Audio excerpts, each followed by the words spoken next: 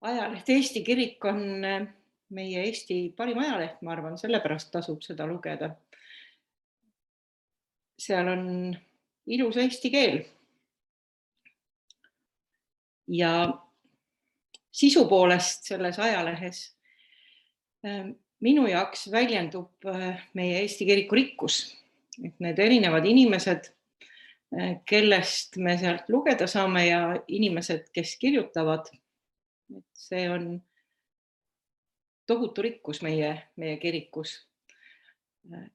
Ja minu jaoks on selles ka osadus, et me saame niimoodi olla omavahel ühenduses, et kuidas muidu me nii palju teaksime erinevate koguduste tegemistest.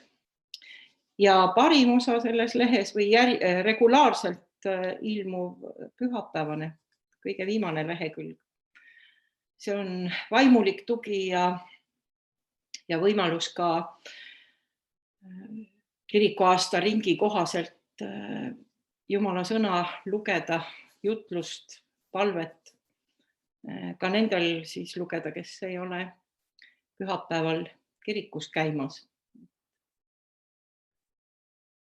Suurepärane ajaleht, soovitan kõigile.